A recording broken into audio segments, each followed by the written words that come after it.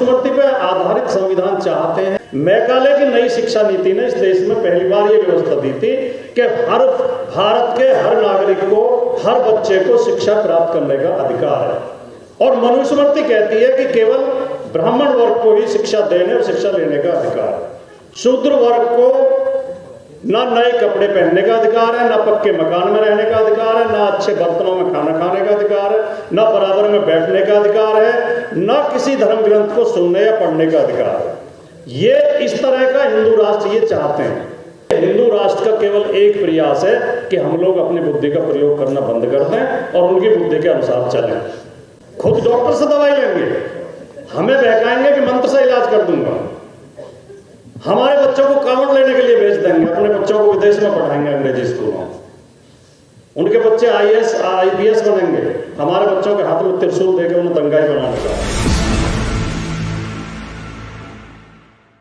जब 26 नवंबर 1949 को भारत की संविधान सभा में भारत का संविधान स्वीकृत किया गया, उसके 4 दिन बाद 30 नवंबर को RSS के प्रमुख गोलवलकर ने, इनका अखबार निकलता है ऑर्गेनाइजर, उसमें बहुत लंबा लेख लिख के बताया था कि हमें संविधान स्वीकार नहीं है, ये संविधान कटिंग पेस्टिंग का संविधान है, दूसरे संविधानों की नकल करके बनाया गया है, हमें मनुस्मृति पर आधारित संविधान चाहिए। ये उनकी सोच रही है। बीच बीच में RSS के प्रमुख और भारतीय जनता पार्टी के नेता संविधान बदलने की बात करते रहे और अटल बिहारी वाजपेयी जी ने तो बाकायदा संविधान समीक्षा आयोग बना दिया था। तो ये लोग मनुस्मृति पर आधारित संविधान चाहते हैं, यानी कि, और एक बात और मैं इसमें जोड़ दूं, आपको ये याद होगा, अभी पिछले सप्ताह ही देश के प्रधानमंत्री श्री नरेंद्र मोदी जी ने एक भाषण में कहा था कि मैकाले ने 1935 में नई शिक्षा नीति लागू की थी, 2035 में मैकाले को इस देश से बाहर कर देंगे, मैकाले को पूरी तरह नेस्तनाबूद कर देंगे। तो मैकाले की शिक्षा नीति क्या लेके आई थी, या बाबा साहब का संविधान हमें क्या देता है, ये किस चीज को खत्म करना चाहते हैं। मैकाले की नई शिक्षा नीति ने इस देश में पहली बार ये व्यवस्था दी थी कि हर भारत के हर नागरिक को, हर बच्चे को शिक्षा प्राप्त करने का अधिकार है। और मनुस्मृति कहती है कि केवल ब्राह्मण वर्ग को ही शिक्षा देने और शिक्षा लेने का अधिकार है। शूद्र वर्ग को ना नए कपड़े पहनने का अधिकार है, ना पक्के मकान में रहने का अधिकार है, ना अच्छे बर्तनों में खाना खाने का अधिकार है, ना बराबर में बैठने का अधिकार है, ना किसी धर्म ग्रंथ को सुनने या पढ़ने का अधिकार है। ये इस तरह का हिंदू राष्ट्र ये चाहते हैं। कुछ लोग कहते हैं कि मनुस्मृति कर्म के आधार पर वर्ण विभाजन करती है। नो, वर्ण के आधार पर कर्म का विभाजन करती है। मनुस्मृति में साफ लिखा हुआ है कि कोई भी शूद्र अपने उसके लिए निर्धारित कर्मों से अलग कर्म नहीं कर सकता, और उसमें साफ लिखा हुआ है जन्म के आधार पर ही जातिवाद शुरू हो जाता है, कर्म करने का तो मौका ही नहीं देते। शुरू में बच्चे का जन्म होते ही अगर नामकरण किया जाए तो नामकरण में लिखा हुआ है कि ब्राह्मण का नाम बुद्धि सूचक शब्द से, वैश्य का नाम धन सूचक शब्द से, क्षत्रिय का नाम बल सूचक शब्द से, और शूद्र का नाम निंदा सूचक शब्द से शुरू होना चाहिए। यानी ब्राह्मण का नाम हो ज्ञान प्रकाश शर्मा, बुद्धि प्रकाश शर्मा, वैश्य का नाम हो धनपत राय, लखपत सिंह, करोड़ी सिंह, क्षत्रिय का नाम हो बलवान सिंह, ऊर्जावान सिंह, और हमारे नाम हो घसीटा, इतवारी, थावर, शनिचर, यहाँ तक कि गोबर नाम। मैं तो अभी पढ़ रहा था अखबार में, मुझे पहले, हालांकि मैं हिंदी साहित्य का विद्यार्थी रहा हूँ, लेकिन मैं पढ़ नहीं पाया। भिखारी सिंह की कविता है, भिखारी ठाकुर की कविता तो हमने पढ़ी थी कोर्स में। भिखारी ठाकुर बिहार में पैदा हुए, नाई के परिवार में पैदा हुए, शूद्र समाज में पैदा हुए, तो बता रहे थे वो बड़े सुंदर थे पैदा हुए जब, तो बहुत सुंदर बच्चा। तो हमारी ये मानसिक गुलामी है कि हम बच्चे का नाम रखने के लिए पंडित जी को बुलाते हैं, मकान बनाएंगे, मेहनत करेंगे, खून पसीना बहाएंगे, कर्जा लेंगे, गृह प्रवेश पंडित जी से पूछ के करेंगे, बच्चे पैदा करेंगे, उन्हें खूब प्यार करते हैं, उन्हें पढ़ाई लिखाएंगे, शादी उनकी पंडित जी से पूछ के तय करेंगे। तो पंडित जी को बुलाया गया कि जिस बच्चे का नाम रख दो। तो पंडित जी ने देखा, यार नाई के घर में इतना सुंदर बच्चा, उसने कहा ये तो बहुत जल्दी मर जाएगा, इसकी तो मौत आ जाएगी। बोले जी क्या करें, इसका कोई खराब सा नाम रख दो। बोले जी क्या करें, बोले भिखारी रख दो। और वो भिखारी ठाकुर इतने बड़े कवि हुए कि उन्हें बिहार का शेक्सपियर कहा जाता है। तो ये इस हिंदू राष्ट्र में होगा क्या? मैं पिछले 2-3 दिन के अखबारों की आपको खबर बताता हूँ, आप में से कुछ लोगों की नजर पड़ी होगी। मध्य प्रदेश में कोई मंदिर है, उसमें जो भगवान की महाप्रभु की मूर्ति है वो 3-4 दिन से बीमार चल रही है, मूर्ति को बुखार हो गया है, उसे काढ़ा दिया जा रहा है। और कल के अखबार में तो एक खबर थी कि बदन में दर्द हो रहा है, पुजारी उसके एक स्पेशल तेल से मालिश कर रहे हैं। ये कल परसों की खबर है। और ये हिंदू राष्ट्र का केवल एक प्रयास है कि हम लोग अपनी बुद्धि का प्रयोग करना बंद कर दें और उनकी बुद्धि के अनुसार चलें। इसलिए वो हमें ऐसी ऐसी चीजें परोसते हैं कि महाप्रभु के बदन में दर्द हो रहा है, पुजारी जी मालिश कर रहे हैं, अब 3 दिन तक दर्शन नहीं होंगे, और हम मान लेते हैं। एक वो इन्होंने बाकायदा अभी जो दिल्ली में आरएसएस का ऑफिस है उसमें एक बाकायदा लगभग 100 कथावाचकों की मीटिंग की गोपनीय, और उनको सबको फंड दिया है, और वो जिस जिस स्टेट में चुनाव हो रहे हैं उसी जाके स्टेट में कथा कर रहे हैं। और वहाँ जाके क्या कहते हैं, आपने एक उसकी सुनी होगी जिसे ये वो बताते हैं हिंदू राष्ट्र का नारा दे रहा जो आजकल, जिसने भी यात्रा भी निकाली थी, तो वो कह रहा कि कल मेरी रावण से बात हुई, मैंने कहा हेलो डियर रावण कैसे हो, और मेरे पास हनुमान का नंबर है।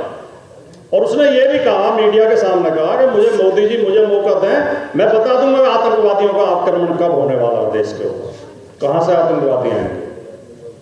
और कहता था कि मैं गंभीर से गंभीर बीमारी का इलाज कर देता हूं मंत्र से, कैंसर जैसी बीमारी का भी इलाज कर देता हूं। और उस यात्रा में उसे बुखार हो गया तो थर्मामीटर लगाए, फोटो सब देखी होगी, डॉक्टर आए, खुद डॉक्टर से दवाई लेंगे, हमें बहकाएंगे कि मंत्र से इलाज कर दूंगा। हमारे बच्चों को कांवड़ लेने के लिए भेज देंगे, अपने बच्चों को विदेश में पढ़ाएंगे अंग्रेजी स्कूलों, उनके बच्चे IAS IPS बनेंगे, हमारे बच्चों के हाथ में त्रिशूल देकर उन्हें दंगाई बनाना चाहते हैं। जब तक हम इनकी बातों में बहकावे में आते रहेंगे, इनकी बातों को विश्वास करते रहेंगे, तब तक ये खतरा हमारे ऊपर मंडराता रहेगा। केवल हमें अपनी बुद्धि का प्रयोग करना है, अपने विवेक का प्रयोग करना है। वो कह रहे थे एक दिन, मोदी जी खुद अपने उसमें बोल रहे थे कि दुनिया की पहली सर्जरी तब हुई थी जब गणेश जी का सिर काट कर हाथी का सिर लगाया गया था। अगर ये सर्जरी थी तो आज किसी आदमी को हाथी का सिर लगा के दिखा दो, बढ़िया से बढ़िया डॉक्टर बुला के आज जिंदा कर दो उसे, अगर कोई जी जाए हाथी का सिर लगने के बाद। एक और इनका नेता है अनुराग ठाकुर, वो जाकर बच्चों के स्कूल में कह रहा था कि पहला अंतरिक्ष यात्री हनुमान जी थे। अब इन बातों पर जो विश्वास करें, मतलब हनुमान जी ने सूरज को मुंह में देख लिया था, वो सूरज जो पृथ्वी से 109 गुना बड़ा है आकार में, वो सूरज जो पृथ्वी से 15 करोड़ मील दूर है, 15 करोड़ किलोमीटर दूर है, जिसका टेम्परेचर इतना है कि 1000-2000 किलोमीटर दूर भी भाप बनकर उड़ जाओगे, बल्कि 1 लाख किलोमीटर दूर तक अगर पहुंच गए आप सूरज के तो भाप बनकर उड़ जाओगे, इतना टेम्परेचर उसका है। उस सूरज को मुंह में दे लिया था। हनुमान जी जब लंका के लिए जा रहे थे तो उनका पसीना गिर गया, पसीना मछली के मुंह में चला गया पेट में, और मछली गर्भवती हो गई, उससे हनुमान जी का बेटा पैदा हो गया। और फिर जब हनुमान जी राम लक्ष्मण को छुड़ाने गए मंदिर में तो वही बेटा वहां पहरे पे खड़ा था गदा लिए हुए, और वो उनसे हनुमान जी से लड़ा। अब कोई तर्क है, कोई लॉजिक है? पसीने से कैसे गर्भ हो जाएगा? फिर बंदर के पसीने से मछली गर्भवती कैसे हो जाएगी? फिर मछली के पेट से बंदर का बच्चा कैसे पैदा हो जाएगा? उसकी शक्ल भी हनुमान जैसी। तो हम जब तक, देखिए इनकी सारी कहानियां काल्पनिक और झूठी हैं, और हमारे जो महापुरुष हैं वो सच्चे हैं, और उन्होंने व्यवहारिक हमारे आज के प्रयोग में आने वाले बातें हमारे लिए लिखी हैं। हम अपने महापुरुषों की अपने बच्चों के लिए लाभदायक बातों को अपनाते नहीं हैं। उनके फर्जी जो उन्होंने विद्वान बना रखे हैं, फर्जी किताबें लिख रखी हैं, उन फर्जी काल्पनिक कहानियों को हम सच्ची मान गए, उनके पीछे चल देते हैं। वरना तो जो इनका प्रयास है, ये चाहते हैं कि इस देश में शूद्रों के सब अधिकार छिने, शूद्रों की शिक्षा छिने, महिलाओं के सब अधिकार छिने। ये जितने विरोधी शूद्र समाज के हैं उतने ही महिलाओं के भी हैं, महिलाएं चाहे किसी भी जाति की हो। रामचरितमानस में तुलसीदास जी ने राम के मुंह से कहलवाया कि महागुरुष चली फूट की यारी, जो स्वतंत्र हो बिगड़े नारी। यानी कि बारिश का पानी ऐसे फूट कर निकल रहा है जैसे आजाद होने पर स्त्रियां बिगड़ जाती हैं। ये कहां से आया? ये मनुस्मृति से आया। मनुस्मृति में लिखा हुआ है कि स्त्री को कभी भी स्वतंत्र नहीं छोड़ना चाहिए। उसे बाल्यावस्था में पिता के अधीन, युवावस्था में पति के अधीन और वृद्धावस्था में पुत्र के अधीन रहना चाहिए। स्वतंत्र होते ही स्त्रियां चरित्रहीन हो जाती हैं।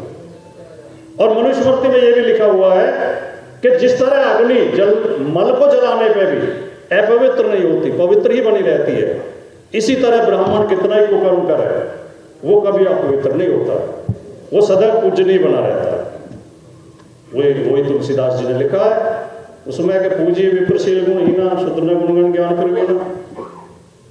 तो वो फिल्म थी नहीं उसकी सनी देओल की बॉर्डर ही थी नहीं जिसमें हैंडपंप उखाड़ देता है।